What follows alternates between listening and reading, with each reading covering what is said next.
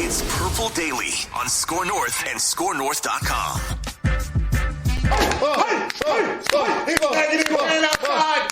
we got a team in here. And this is like a chant. Now every time I beer, we gotta score. Let's go.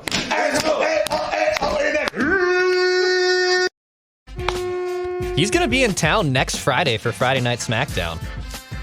Pat McAfee will be. Maybe we can get him on to just do the Skull chant with us. We don't need any of his takes, nothing. We just want the Skull chant. That'd be great to get him on. Yeah. I'd love to have that guy on. See what I can do. Yeah, Mr. Executive Producer. Make that EP in all caps if you can get him on. All right, this is Purple Daily presented by TCL. Enjoy more of what you love with TCL. Phil Mackey, Judd Zolgad, and our executive producer, Declan Goff. It's a 4-question Friday here, including an interesting general manager ranking list that we'll get to. But today, you guys are diving in to a brand new partner with Purple Daily, Pig Approved Barbecue, a delicious new barbecue joint. And all of their meat is 100% wood-smoked beef brisket, pulled pork. Oh, yes. I got the pork spare rib right here. Oh, the spare ribs, prime Here's beef. the sad thing for me. Yeah. Mine's all gone. Because unlike Declan, Where did it go? I'm a PIG pig, and I ate it too quickly. But this was outstanding. They also have a food truck available for events, and you can check out their full menu and place an order at pigapprovedbbq.com. Pigapprovedbbq.com. All right, Judd's going to actually eat that bone here if we don't get to question number 1 in 4-question Friday. All right, here's question number 1. Put down your Pig-approved barbecue. Is Rick Spielman a top 7 general manager? Right, this list from NBCSportsEdge.com not only ranks every general manager in the NFL, but has like a full 200-word write-up about each one. They got Bill Belichick number 1. And I might pump the brakes on that a little after what happened when Tom Brady left. I might maybe just move him down to number 2 for a minute. But they've got Kevin Colbert with the Steelers number 2. I don't know about that. Andy Reid and Brett Veach with the Chiefs number 3. Mickey Loomis and Sean Payton number 4 with the Saints. Brandon Beane with the Bills number 5. Chris Ballard with the Colts number 6. And Rick Spielman number 7. 2 things that are never lacking in Rick Spielman's front office: dull days or creative solutions. Brings up the Stefan Diggs. All full of creative solutions here at Score North. Brings up the Stefan Diggs, maneuvering out from under that and getting Justin Jefferson. Talking about rebuilding the defense this offseason with Dalvin Tomlinson, Patrick Peterson. Spielman's latest balancing act will be in need of a full-blown rebuild if Zimmer falls short and fails to sort things out on defense this year. Rick Spielman 7th? Give me 8, 9, and 10 if you would be so kind. Les Snead, Rams, is 8. John Schneider, Seahawks, 9. John Robinson, Titans, 10. John Lynch, Niners, 11. John Lynch seems a bit low to me. I don't know if Rick belongs at 7, but I will say this. I think he definitely belongs top 10. So I think it's probably fair. Now, I guess my only question is, it's weird. In the poll that you just went through, there was, in the case of the Chiefs, there was Andy Reid and the Chiefs GM. And I would wonder, look, I think contractually, unless it's changed, that Rick still has final say of the 53-man roster. But there's no question Zim has a huge say. And, look no further than the fact that this defense during the course of the last few months has been completely rebuilt. And that's not a Spielman thing. That's a Zim going to Spielman. So I wonder if the two should be tied together a little bit closer like they did with the Chiefs. But that being said, and there's a big but, Rick has struggled to necessarily find that quarterback. And in Teddy, it was bad luck. In Ponder, it was a huge whiff. And I think your number one goal at the beginning of your tenure as a GM is to not have to do what the Vikings did with Cousins, right? The number one goal is to draft a quarterback, develop him, and especially if it's a first-round pick, there's 5 years of cost control, which is fantastic because that allows you to build your team. Rick's first-round picks have not always worked out, but of course, that's probably true for lots of GMs. overall, Rick's had some good drafts. So I think top 10 is fair. And it's not as if, from my perspective, that Rick still has a job. And I'm shocked by that. He should have been fired. There have been some questionable moves. There have been some times where I think his seat has been hot, including going into 2021. But overall, I think since taking over as GM, I think around 2011, he's established himself in doing a pretty solid job. And also, shout out to cap guy Rob Brzezinski, who clearly plays a huge role too, and is probably overall the most underappreciated person in the Vikings organization. Does 7th feel about right to you, Dex? I feel like Les Snead and John Lynch should be ahead of them. Those guys have built out some damn good rosters. They've been aggressive. Yes, the quarterback is still up in the air in San Francisco with Garoppolo, and we won't know about Trey Lance.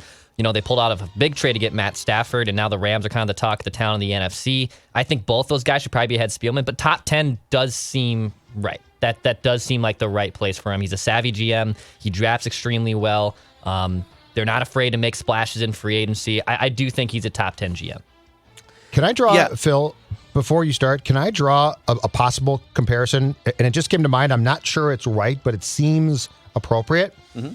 Are Rick Spielman and Kirk Cousins on a list like this probably about the same? I would put Rick a little bit Zimmer too. ahead. They're all good, not great. Right. But I'm saying, I think, but Zimmer, because he's coached as well, might just get fired now. Like Kirk, we always say, what about Kirk? Well, Kirk's statistics are good. Kirk puts up, and Kirk's a top, let's say, 12 quarterback. Spielman's probably a top 10 GM. That doesn't make them your favorite, and it doesn't make them fantastic. But I think in both cases, and this is damning to a certain point, you certainly could do worse. The Vikings as a team kind of fall in this range, right? They're always kind of like 7th through 12th. Like they're in the fringe playoff race. Once every 10 years, they pop up into the top 5. That's kind of the entire story of the franchise. I think it's really easy to spend just like an abundance of time unnecessarily focusing on Rick Spielman's flaws or whiffs. All these guys have whiffs. Go look at some of the Bill Belichick drafts in recent history. Like, they can't find a wide receiver. They've whiffed on some defensive players. So we sit here in a vacuum because we're immersed in Vikingsville and Rick Spielman, but not as much like the Steelers' 3rd round pick and whether that guy's panning out. GMs are going to whiff on draft picks, and they're going to whiff on some free agent signings. And I think with Rick Spielman, the 3 best things I can say about him, and I do believe he's a top 10 general manager. I don't think he's anywhere near like top 3 until he solidifies a couple more things. But number 1, he diffuses drama. You don't get these situations like the Packers have with Rodgers. This whole thing with Danielle Hunter could have played out so much worse, right? He diffuses drama. He's able to avoid holdouts. He's able to mostly get guys what they want contractually and also have the Vikings come out on the better end. Number 2, he puts together competitive rosters. Like, the Vikings are never 3-13. One time, basically, in the last 20 or 30 years have they had that kind of a train wreck season. And number 3, he's not afraid to make big, splashy moves, whether it's signing Kirk Cousins in free agency or making a trade for Jared Allen, which he was very involved in that back in 2008. He wasn't the GM. But, those 3 things, I think, put him in the top 10 for sure. All right, question number 2. Speaking of Rick Spielman, get the Rick cackle, leading us to question number 2. How do you guys feel about the NFL applying even more pressure on players to get vaccinated? They've now basically said if you can't field a team for a game and you can't figure it out, it's a forfeit for you. It's a loss for you in the playoff standings, basically. Yeah. And now you got all these players. DeAndre Hopkins, probably the most high profile and prominent, but all these players coming out and saying, this is, hey, I haven't gotten the vaccine yet. They're going to make unvaccinated players wear wristbands around practice facilities and masks and stuff. And so the people who haven't gotten vaccinated feel like the NFL is applying unfair pressure on them. What are your thoughts?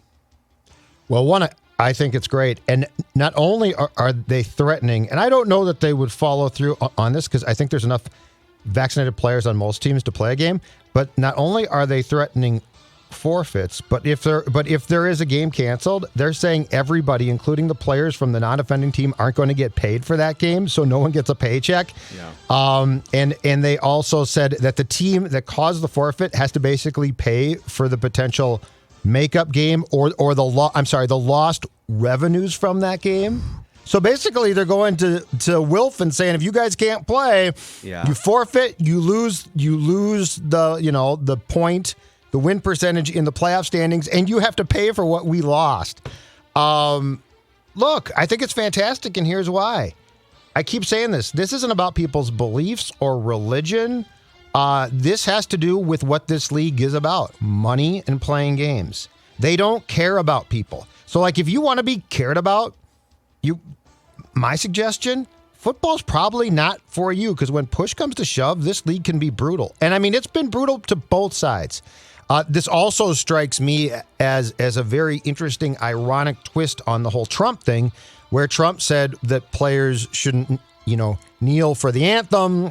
And what was his line? Fire their asses. I'd fire them and stuff. Fire or suspend, yeah. Yeah. And so basically now the league is saying, okay, for the rest of you who aren't going to be vaxxed, which might be some fans, I'm going to go out on a limb here of what Trump did.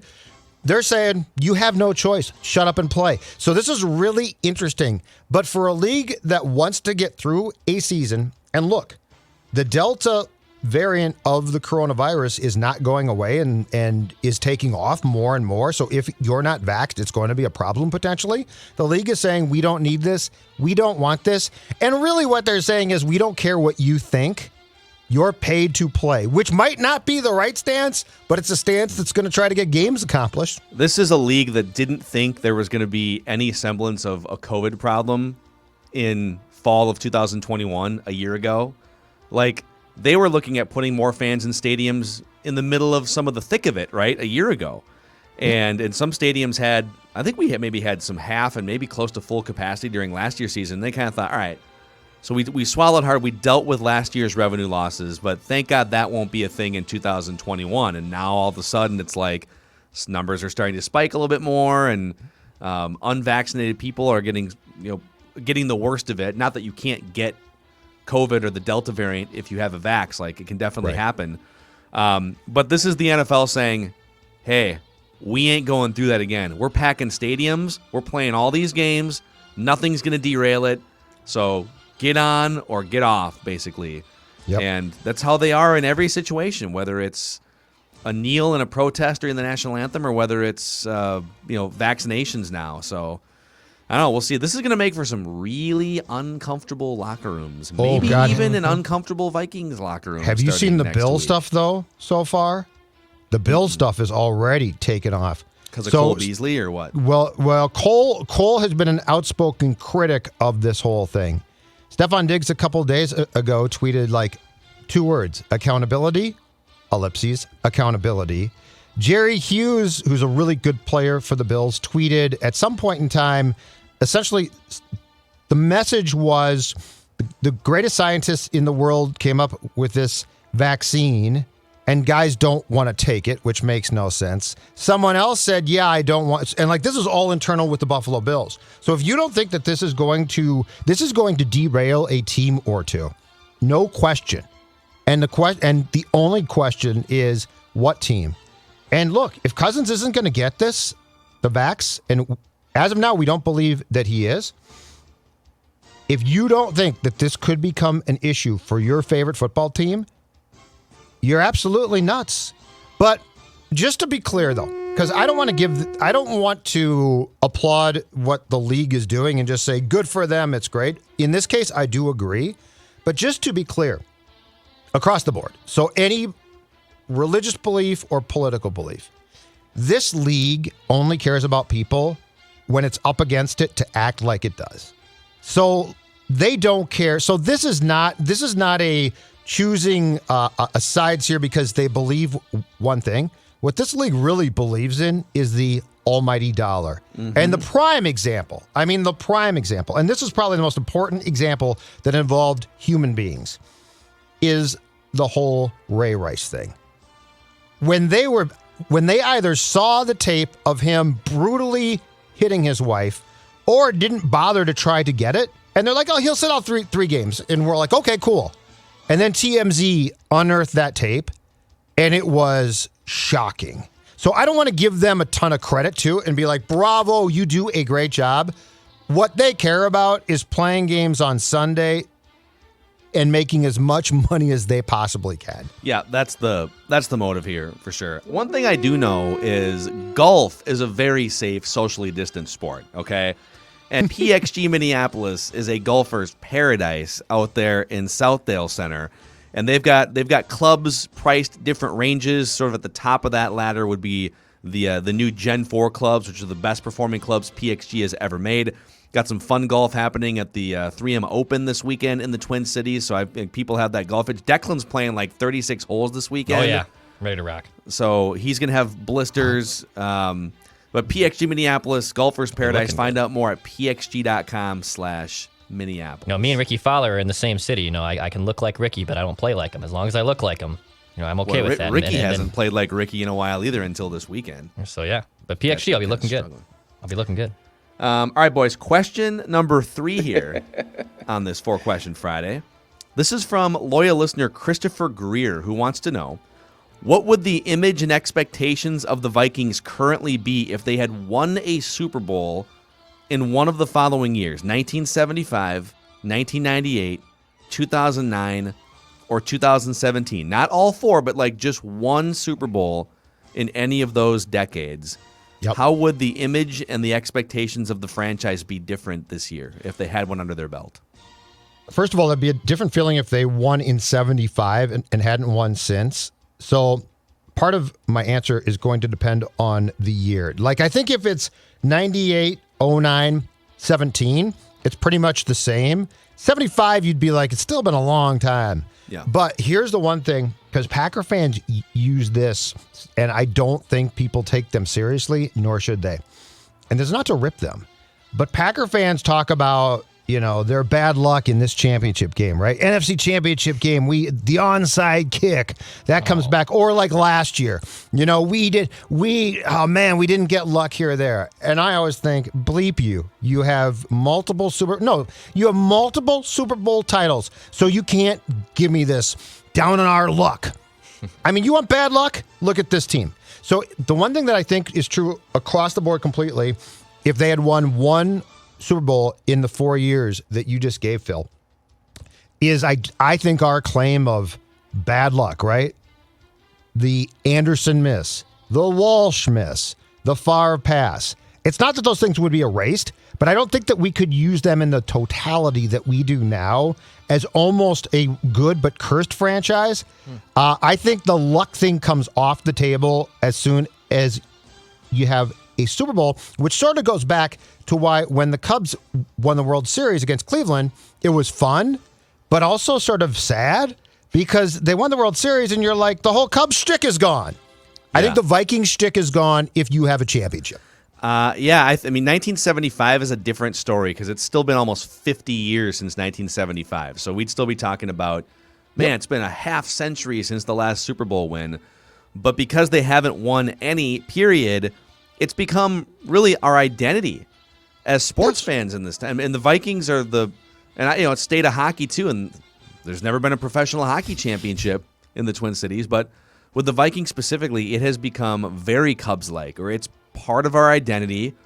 It would be weird. Like, we go around sort of championing this woe is us, the unluckiest franchise, bad things always happen, and those things are true in a lot of ways. There's a lot of self-inflicted stuff in there too, but like, I don't know what we would do. I don't know. It would be weird. Like, Boston had a drought, the World Series drought of 86 years or whatever it was, and the Patriots hadn't won a championship, and all of a sudden 2001 hits, and the Patriots win back-to-back, then the Red Sox win in 04, and then the Bruins won a Stanley Cup like 10 years ago, whatever it was, and they're off to the races. Their identity is totally different now as a city and as fans because of that 20-year run. Mm-hmm. And I think I don't know if we have that kind of a run in us, but we have a run at some point. People, I put out the note like, hey, if the Bucks can do it, we can do it, okay? And a lot of responses, we'll never get championships. No. The Vikings will win a Super Bowl.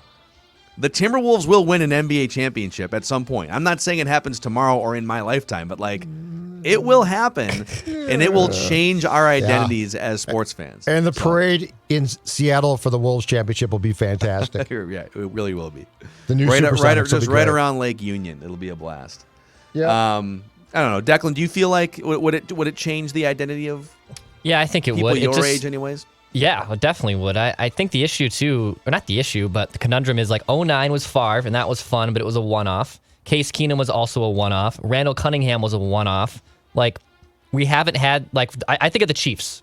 The Chiefs who won their first Super Bowl since, whenever, and I know that wasn't their first with Pat Mahomes, but it'd been so long, right? And Vikings and Chiefs fans were kind of in that similar boat of very good franchises that had pop-up years that never got over the hump, but now the Chiefs are it, right? Like, now the Chiefs are the coolest thing. Golden State Warriors in the NBA up until 6-7 years ago. All of a sudden, there's a bunch of Golden State Warriors fans that came out of the woodwork, and now again they're hiding. I do think it'd be interesting how people would perceive the Vikings, given if that one of those NFC Championship games played out, because basically it changes the complete trajectory of where the 2021 Vikings are right now. Yeah. All right. Question number 4 for you guys here. It's our would you rather question of the week. Would you guys rather know all of the world's secrets or live ignorantly forever? So, like by the world secrets, elaborate a little bit more. UFOs, JFK, everything. Like everything that could be a conspiracy this theory. is tough for me, honestly. You would just get you would get to know these things, or you can elect to not want to know. So, full disclosure, I'm sort of counting on when I die, I'll find that stuff out. So, like, I think it'll be a fun part of being dead. Oh, what if you don't though? What if you're wrong about that? Like, what if you're just in the ground with worms? But that's like, yeah. But Please burn me. I'm going Yeah, no. cremation. I hope that's I'm not going ground. I'm going cremation. I mean, more I like agree. your spirit though. Like, hopefully, there's a fun afterlife, and I don't know. depending Yeah, on a what you party. believe. Yeah. Lots of happy hours. You know what? I am going. You know what? I think so. Some of the stuff you just rattled off, I would like to know. But I feel like the question, like all of the world's secrets, there's a lot there. Yeah. And like if I said yes and it came true, I feel like I'd be biting off a ton more than I probably want. Like, don't you kind of want to know if there's like really an Illuminati? Like, if there's puppet string pullers, but go like back generations. But I think you'd also go to a Freemasons, don't you? Yeah, I think you'd also be going to a very dark place that I don't want to go. Like, I think I would learn a lot of things I don't need to know and don't want to know, and would just be really depressing. Well, I'll just know more answer. about law and order. I want to know everything. I'm out. I want to know everything. I'm going to live ignorantly. Ignorance is bliss. It's a cliche that has some truth. I'm going, no thanks, because I think there's a level of stuff I would learn that I would just be like, oh, I did not want to know that. All right. Yeah, I lean on the ignorant scale as well. I also just like, I'm okay with not understanding the world's secrets. I'm just like okay with it. And I'm also okay with like a bunch of, like a lot of, when people are talking about tracking devices or this and that, like I sign up for clear security clearance at the airport, okay? Like I have clear security clearance. They have my retinas and thumbprints saved so that when I come up there, that's gonna get they know stolen. I'm Declan Goff. Oh, that's gross. Yeah. So if you're worried about the government knowing your secrets and you're worried about them taking away these things, like everything you do is being tracked by us. So like I don't want them. Yeah. I don't want them tracking me at the grocery store. What are you Yeah. buying at the grocery store? They don't care Yeah, about exactly. you. Are you upset that you're going to buy 9 whole grain bread? Yeah, I would be upset at you too. But it's just a whole thing. It's just a whole thing. All right, so I'm the only going one. no. All right, so Yeah, cool. I don't I'm wanna know only the one. secrets. That's I don't fine. want to know. Yeah. I think we'd find out a lot of things that we don't want to know, don't need to know, and that would be really disturbing. Okay. Well, I'll tell you, Federated, there's nothing secret about what they bring. They bring all kinds of value and peace of mind and resources to business owners all across the state of Minnesota. Been around since 1904 in Owatonna, and they've also been helping to raise all kinds of money for Big Brothers Big Sisters as well. In fact, since 2005, the Federated Challenge has raised over $41 million for BigBrothersBigSisters.org, and that money has gone to help build more one-on-one mentoring relationships to ignite the potential of our country's youth. So Federated doing some awesome work. Big Brothers Big Sisters also doing some awesome work at their website, bigbrothersbigsisters.org. You can find out more. And that's a wrap on today's episode of Purple Daily. Bye. Judd still pounding that pig-approved barbecue. See ya. Look like Stella. Out on a bone. What do I care? No, Stella's much cleaner when she Yeah, Stella's when way she got eats. way better manners than me. Yeah. All right, we'll see you guys tomorrow on Purple Daily.